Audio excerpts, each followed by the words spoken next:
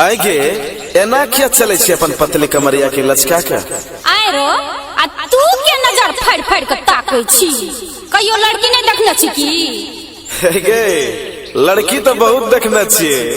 बुझाय छे तोहर कमरे में स्प्रिंग सेट छो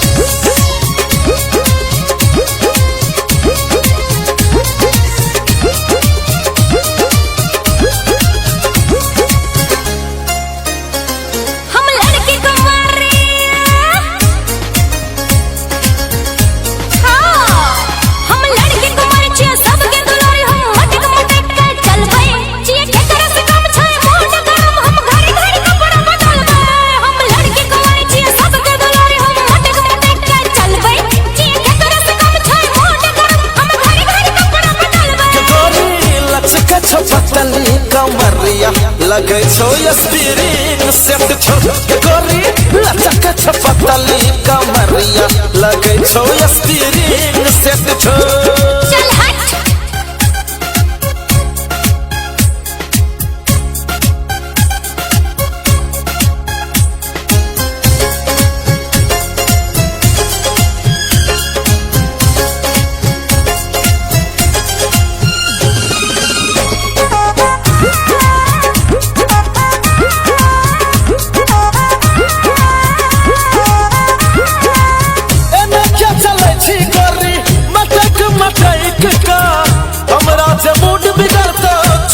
बसैट का मुहे फाड़ दबो छोड़ा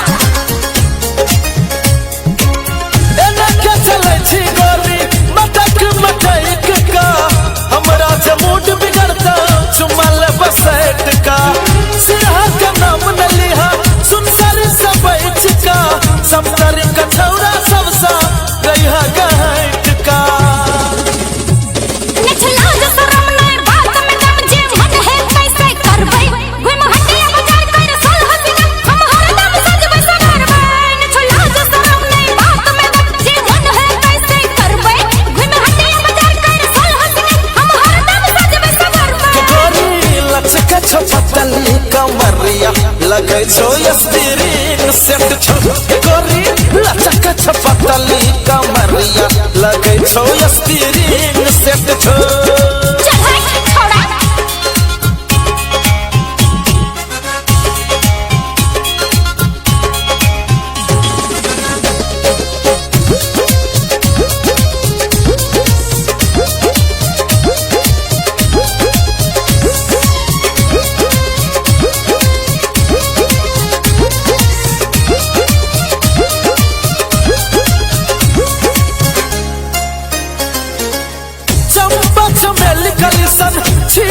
मशीन के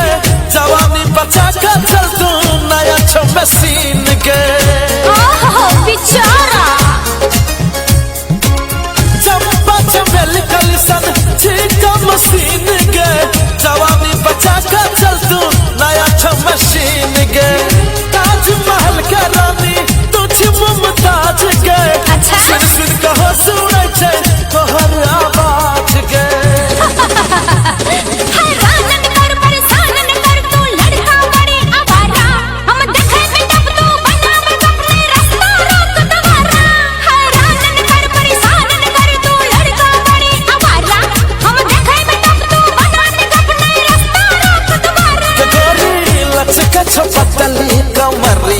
लगे छो स्प्रिंग सेट छो